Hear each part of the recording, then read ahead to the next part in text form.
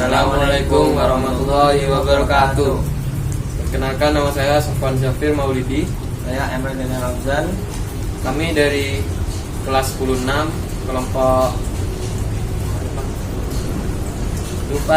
berapa akan menjelaskan tentang daur sulfur dan juga jaring-jaring makanan.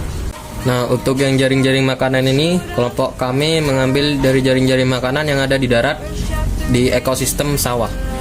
Untuk yang pertama, padi di sini berperan sebagai produsen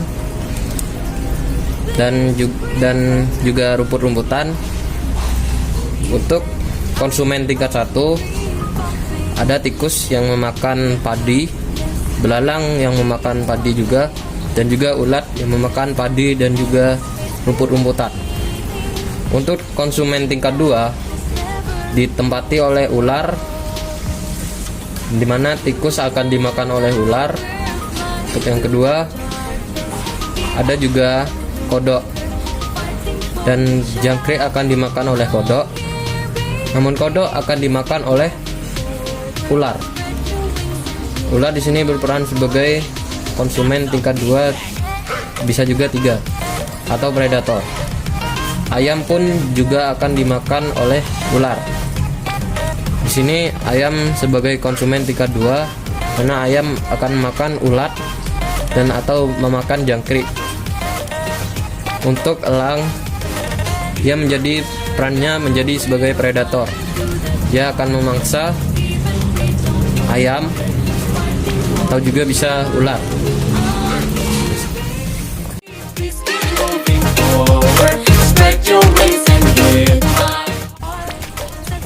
Daur biogeokimia dari sulfur ini dimulai pada asap dari aktivitas industri dan vulkanis yang menghasilkan gas-gas seperti SO2, SO4, dan H2S. Gas-gas tersebut naik ke awan, dan gas tersebut bereaksi dengan air dan membentuk gas sulfat. Hal ini tentu berpengaruh pada derajat keasaman air hujan.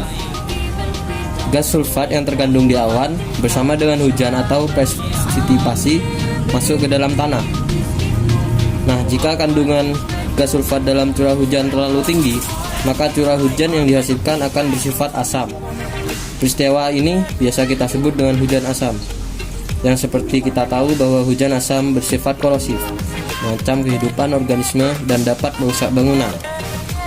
Kandungan sulfat yang masuk ke dalam tanah, sebenarnya di dalam tanah lerang atau sulfur tidak hanya berada dalam bentuk sulfat, tetapi juga berada dalam bentuk sulfida, juga belerang anorganik. Untuk memenuhi kebutuhan sulfurnya, tumbuhan menyerap dari tanah dalam bentuk anion sulfat atau SO4-2-. Sedangkan hewan memenuhi kebutuhan sulfurnya dengan memakan tumbuhan juga melalui rantai makanan. Setelah makhluk hidup mati, dekomposer akan mengurai makhluk hidup tersebut menjadi komponen-komponen penyusunnya. Dekomposer berupa jamur dan bakteri akan mengubah sulfur organik di dalam tubuh makhluk hidup menjadi sulfur organik melalui 2 proses, yaitu secara aerob dan secara anaerob. Secara aerob akan menghasilkan ion sulfat yang dapat digunakan kembali oleh tumbuhan. Dan untuk yang secara anaerob akan menghasilkan gas H2S yang beracun serta unsur dari sulfur atau belerang itu sendiri.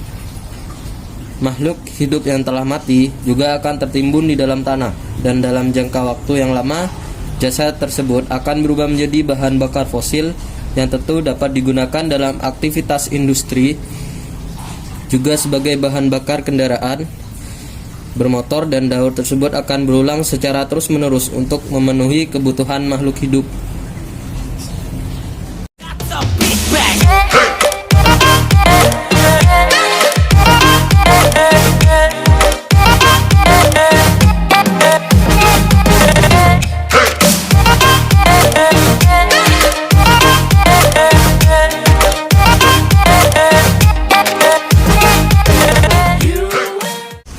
Sekian penjelasan dari kelompok kami. Terima kasih.